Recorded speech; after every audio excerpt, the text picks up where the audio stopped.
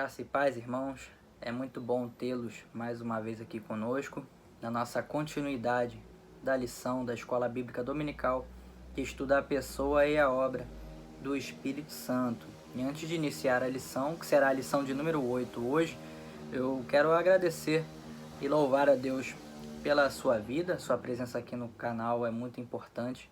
Então compartilhe os vídeos, com seus amigos, seus familiares, porque certamente a palavra de Deus ela continuará sendo apregoada e é importante que assim seja. Amém? E como hoje falaremos sobre salvação, nada mais importante é reforçar a obra redentora de Cristo na cruz do Calvário. A lição de número 8 aborda o Espírito Santo e a salvação. A última lição, a lição número 7, estudou sobre a concepção de Jesus Cristo.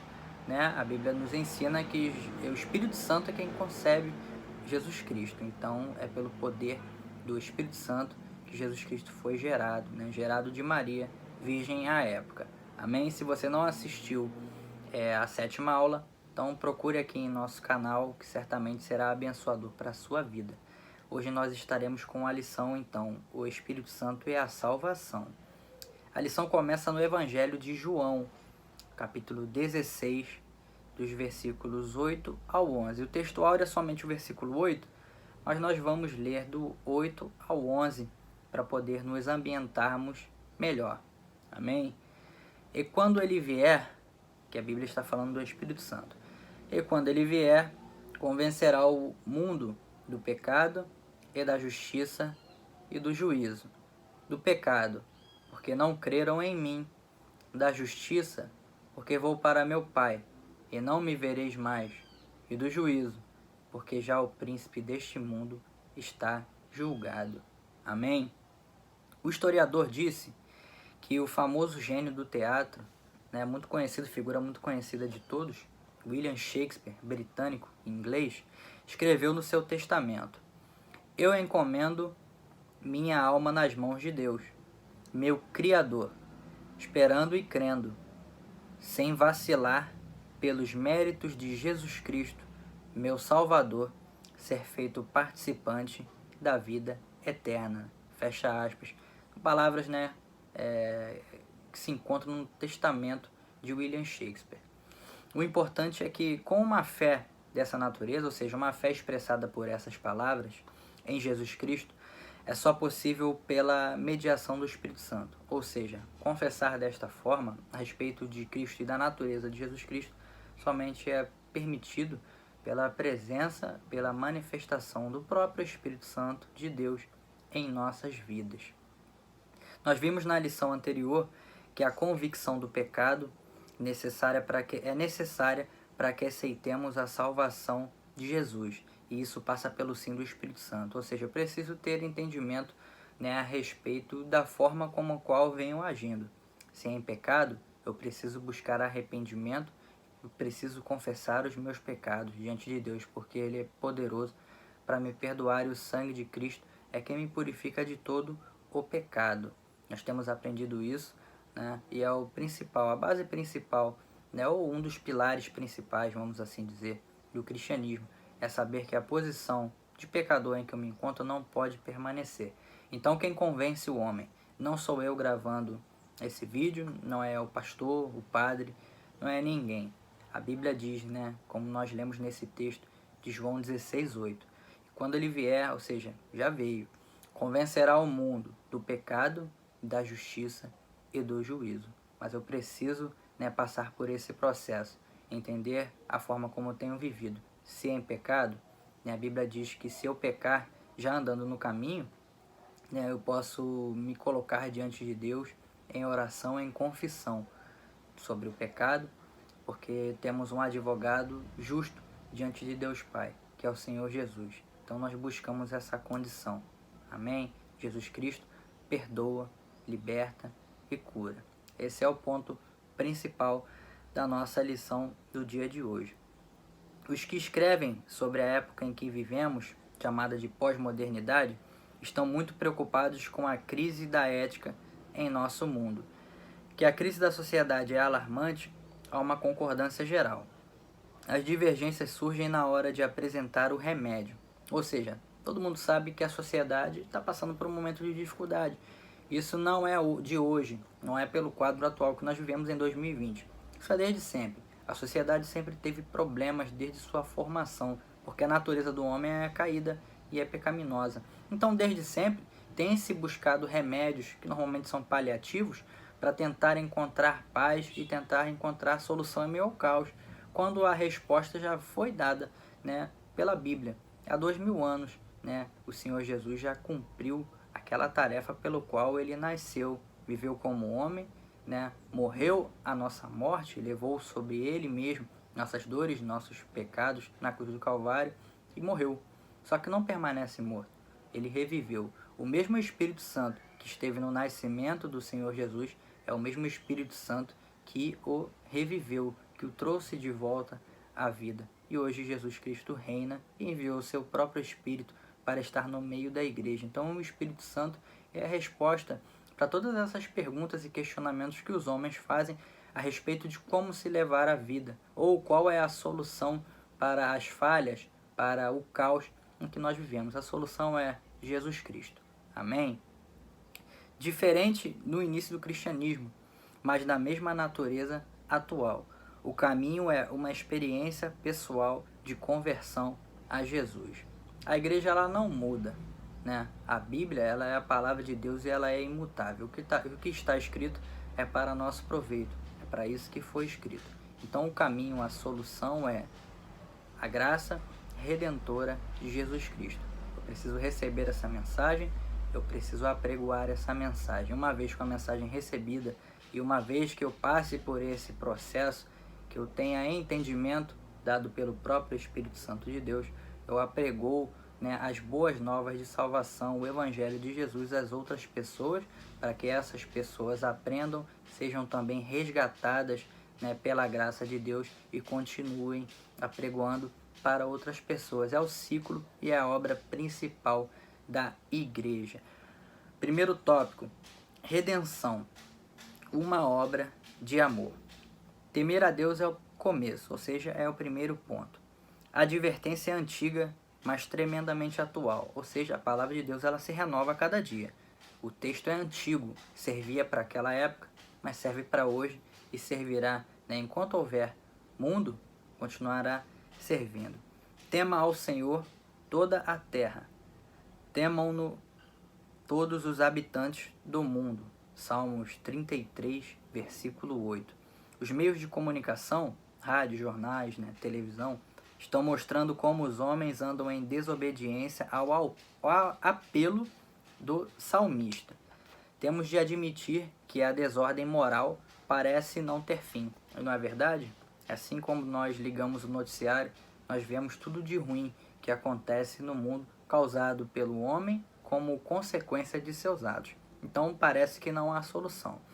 Há uma inversão completa de valores, mas a igreja, ou seja, eu e você, não pode aceitar o que está acontecendo ao seu redor, sem resistir e oferecer a contrapartida, ou seja, entendo que está errado, preciso me manter na posição diante da palavra de Deus e contra-atacar, com a purificação do meio social pelo sangue de Jesus, através da fé no seu poder salvador. A primeira epístola de João, no capítulo 5, né, versículos 4 e 5, diz assim: porque todo que é nascido de Deus vence o mundo, e esta é a vitória que vence o mundo, a nossa fé. Quem é que vence o mundo, senão aquele que crê que Jesus é o Filho de Deus? Então é necessário crer nisso, e é por revelação, por inspiração do Espírito Santo, que nós cremos, amém, na palavra de Deus, em tudo que está escrito. O cenário é de tristeza, de desolação, né? Mas a Bíblia orienta a nós: não vos conformeis com este mundo, mas transformai-vos, ou seja, transformar a cada um de nós, segundo a renovação da vossa mente, renovação da nossa mente, para que experimenteis qual seja a boa, agradável e a perfeita vontade de Deus.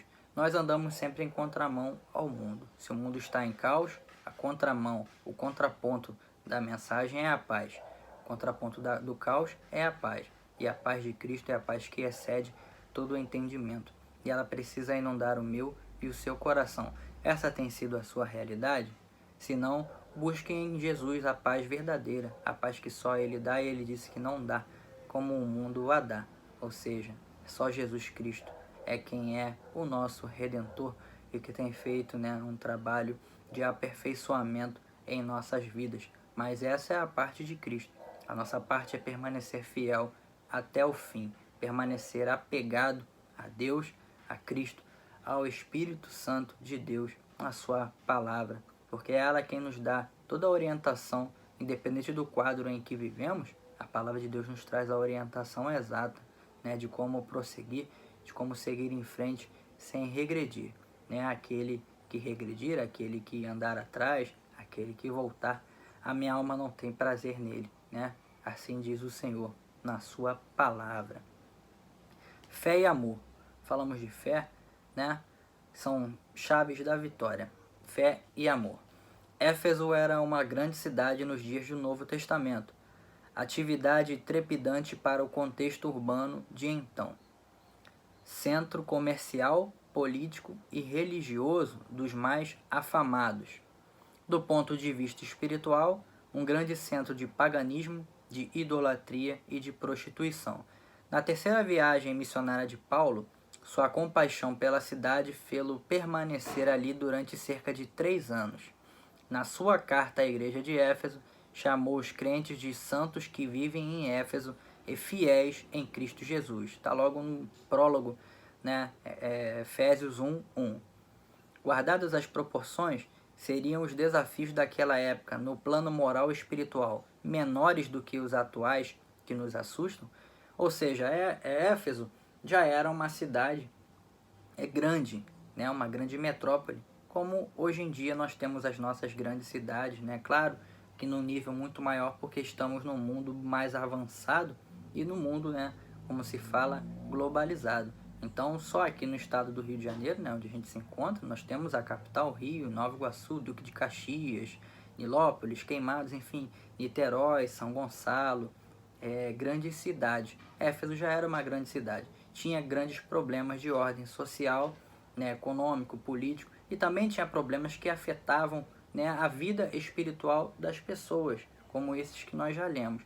Então, o quadro que Paulo encontrou em Éfeso, e não só em Éfeso, mas como é o ponto da nossa mensagem, não é diferente do que nós encontramos, né, hoje em dia. Só que Paulo se posicionou, orientado por Deus, orientado pela palavra de Deus. Então nós também precisamos nos posicionar. Fé e amor são duas chaves, duas ferramentas importantíssimas que todo cristão deve carregar. Todo ser humano deve carregar, na verdade, né? Porque ser cristão não é um status. Ser cristão é imitar a Cristo, olhar o que Cristo fez e fazer igual, seguir os passos de Cristo. Esse é um privilégio, mas é um privilégio dos que querem, dos que entendem e dos que aceitam. É preciso ser especial para fazer isso? É preciso ser obediente. Qualquer pessoa pode ser obediente, mas primeiro precisa entender, né, o que Deus quer, o que Cristo quer de cada um de nós. O quadro era o mesmo na época de Paulo e ele fez o que tinha que fazer. O quadro é o mesmo hoje, na nossa época, e nós precisamos fazer o que tem que ser feito. Amém? A missão da igreja é missões. Estamos falando hoje, né, dia 7 de abril, mês de missões. Então vamos fazer missões, por mais que estejamos presos em nossos lares, né, presos, claro, entre aspas, por uma situação que o mundo vive, nós conseguimos alcançar almas, nós conseguimos alcançar pessoas no alcance de nossas mãos, aí por meio do nosso celular, do nosso telefone, a internet, enfim. Meios e ferramentas hoje nós temos muito mais do que Paulo tinha na sua época, do que os apóstolos tinham em suas épocas. Mas temos usado essas ferramentas para fazer o que deve ser feito ou somente para entretenimento nosso? Nunca na história da humanidade, né, uma geração teve tantas ferramentas e recursos como a nossa. Então paremos para pensar um pouco nisso. Paulo apregoou, Pedro apregoou, Filipe, Tiago, João e nós temos apregoado o Evangelho de salvação. Estamos falando de salvação. Efésios 2:8 fala a respeito da salvação, né? Porque pela graça sois salvos, e isso não vem de vós, é dom de Deus. Não vem de obras para que ninguém se glorie. Ou seja, a salvação é mediante a fé em Cristo. É acreditar, é ler, é entender tudo aquilo que Ele fez por amor a você, por amor a mim, por amor à humanidade. Ele deu a sua vida, né, em resgate de muitos. Por que de muitos? Porque não são todos os que querem. Mas isso não é conosco. É o Espírito Santo quem convence o homem do pecado, da justiça e do juízo. O que eu tenho que fazer é apregoar o Evangelho. E aí é o trabalho do Espírito Santo na vida das pessoas. Amém? A abrangência da reconciliação. Havia um muro de separação entre gentios e judeus. Como vimos no Salmo 33:8, o plano de Deus é que todos os habitantes do mundo o reconheçam e tenham temor à sua palavra. A separação e a hostilidade aberta entre judeus e não-judeus impedia o alcance amplo do amor de Deus. A igreja de Éfeso devia agir em novas bases. A paz de Cristo era para todos. Antes, os gentios não participavam das alianças da promessa. Isto implicava num estreitamento de horizonte e ausência de esperança. E com Cristo, tudo mudou. Eu quero ler aqui Efésios 2, do 12 e 13. Que naquele tempo estáveis sem Cristo, separados da comunidade de Israel e estranhos às alianças da promessa, não tendo esperança e sem Deus no mundo. Mas agora em Cristo Jesus, vós que antes estáveis longe, já pelo sangue de Cristo chegastes perto. Então havia um muro de separação, né? A revista diz, entre judeus e entre gentios, mas esse muro, essa separação que acontecia em determinada época, já não tem mais, já não acontece mais. O próprio João vai dizer que Jesus veio para os seus, mas os seus não os receberam, ou seja, os judeus. Mas a todos quanto o receberam, deu-lhes o poder de serem feitos filhos de Deus, a saber, os que creem no seu nome. Então, a salvação é para o judeu, é para o gentio, é para todos os povos da terra. Não há limites, não podemos limitar as pessoas que vão receber a palavra de Deus. Por conta da cor da pele, por conta da cultura, do idioma, da nação, nós não podemos olhar nada disso, porque Deus é o Deus de toda a terra. Então Deus quer que todos os povos, né, proclamem e confessem ainda de imediato, né, a soberania de Jesus Cristo, né, e entendam o processo de salvação. Porque Deus quer salvar, Deus quer curar, Deus quer libertar, não só a mim, não só a minha família, mas a todos os pecadores que buscam um arrependimento verdadeiro e com ele trazem uma mudança de atitude. Ou seja, a cada dia mudar ainda mais a sua atitude. Paulo diz: o que roubava, não roube mais; o que mentia, não minta mais; o que adulterava, não adultere mais. Isso é a mudança de atitude. Isto é a conversão. A gente tem por hábito dizer que eu me converti em tal data. Você não se converte num momento. Você se converte a partir de uma data, ok, mas é diário, é progressivo. Enquanto vivemos, estamos em processo de conversão, porque a cada dia temos uma nova oportunidade de pecar ou não, de negar a Deus ou não. Qual é a sua escolha hoje, nesse momento atual em que vivemos? Seguir a Deus ou seguir, né, as suas próprias vontades e voltar à prática do pecado? Deus colocou diante do povo vida e a morte, bênção e a maldição. Mas ele disse: escolhe, pois, a vida, para que vivas tu e a tua descendência. Lições da reconciliação. Primeiro ponto: certeza para a sua vida. O Espírito Santo nos ama, o Espírito Santo de Deus te ama. Um versículo que se destaca na carta aos Romanos é este, Romanos 5,5. Ora, a esperança não confunde, porque o amor de Deus é derramado em nossos corações pelo Espírito Santo que nos foi outorgado, que nos foi dado. Isso é impressionante. Podemos ser inundados pelo amor de Deus como um presente do Espírito Santo. Então é uma dádiva que o Espírito Santo derrama no meu e no seu coração, né? A certeza do amor de Deus, né? Deus é amor. Deus é amor, Jesus Cristo é amor. O ato de Cristo na cruz é amor. A preocupação de Cristo com cada pessoa, independente do status e da classe social, é amor. Jesus não olhava nada dessas coisas. Jesus olhava o coração. Jesus está interessado no seu coração. na sinceridade com a qual você tem andado diante dele. Por que tal coisa é possível? A resposta vem a seguir no texto. Nas mãos de Satanás éramos fracos. Entretanto, Cristo mudou a situação, morrendo por nós, como prova do amor de Deus. Romanos 5, do 8 ao 9. Mas Deus prova o seu amor para conosco, em que Cristo morreu por nós, sendo nós ainda pecadores. Logo, muito mais agora, tendo sido justificados pelo seu sangue, seremos por ele salvos da ira. Então, quando nós ainda éramos pecadores, Jesus já havia morrido na cruz em nosso lugar. E hoje nós somos não justos, mas justificados, por Cristo em Deus, diante de Deus. Olha que coisa maravilhosa. É reconhecer o amor de Cristo e retribuir com amor. Nós não temos nada que nós possamos dar a Deus como penhor, da nossa salvação, como para deixar kit, e pagar a Deus de volta. Nada. Nada que você tenha pode substituir isso. Mas saiba que a sua vida é o seu bem mais precioso e é o que Deus quer. Sua vida, o seu coração. O preço já foi pago. Já fomos comprados pelo preço mais alto, preço de sangue. Então nós devemos prosseguir, com alegria, com amor e com paz no coração. Amém? Reconciliação como bênção. Na teologia bíblica do Novo Testamento, o assunto reconciliação tem no apóstolo Paulo o seu grande expositor. Em 2 Coríntios 5, 18, 20, estão os seus fundamentos. São linhas de força que estão nestas ideias. Deus tem soberania e poder sobre todas as coisas. A reconciliação traz de volta a Deus. Fomos escolhidos para operar o ministério da reconciliação.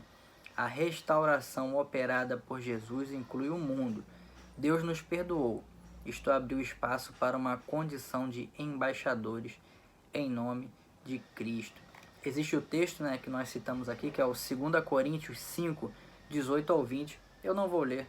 Você lê, fica como o dever de casa. Amém? Apenas 2 versículos, 3 versículos, o 18, o 19 e o 20, para você ler e meditar.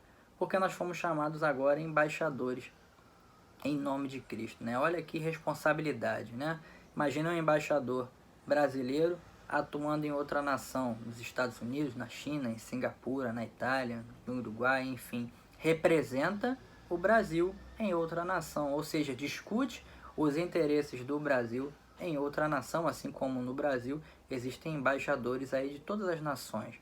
Então nós somos embaixadores de Cristo, ou seja, nós falamos a respeito dos interesses de Cristo. Quais são os interesses de Cristo? Trazer o que nós já vemos falando aqui. Salvação, cura, libertação. Amém? Jesus Cristo só quer abençoar. Jesus Cristo só tem coisas boas para mim e para você. Obras boas para mim, para você, para sua família, para o seu próximo, querido. Jesus Cristo é bom o tempo todo. Tudo que Ele tem, tudo que Ele faz, Ele compartilha conosco. Ele fez o melhor. Ele disse que ninguém o mataria, ninguém roubaria a vida dele, mas Ele a daria para a salvação minha e sua. Isso é amor, isso é a dádiva, que não se pode contar, que não se pode medir, não se consegue.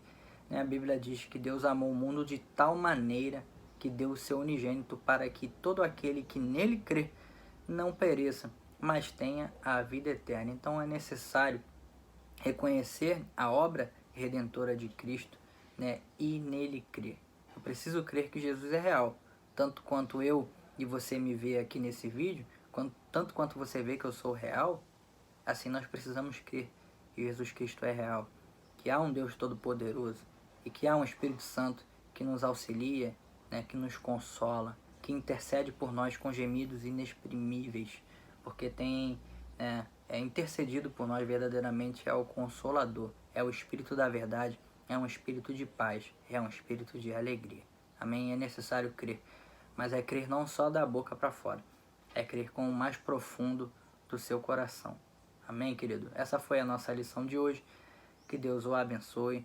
Amém? Que você tenha aí um dia iluminado por Cristo, que a paz de Cristo, que que nós falamos aqui nesse vídeo possa inundar, né, o seu coração, a sua casa, né, que Deus possa trazer clareza aos seus pensamentos e que você possa entender que é um Deus Todo-Poderoso que cuida de você nos mínimos detalhes.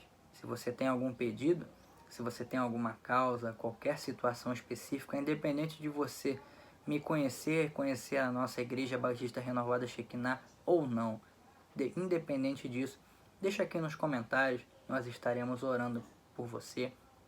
Todos os dias, às 22 horas da noite, nós temos nos reunidos em nossos lares, né, num só espírito, num só propósito de oração. Então que possamos permanecer assim, amém? Em unidade, porque estar em unidade é aquilo que agrada a Deus. Porque Jesus disse, eu e o Pai somos um só. Então importa também, querido, que nós sejamos um só, mas em unidade, em pensamento, em confraternização, em comunhão, essas coisas que agradam a Deus. Somos filhos de Deus, portanto somos irmãos em Cristo, somos parte de uma grande família, família dos céus. Amém? Que Deus te abençoe no santo, no rico, no poderoso nome de Jesus. Amém.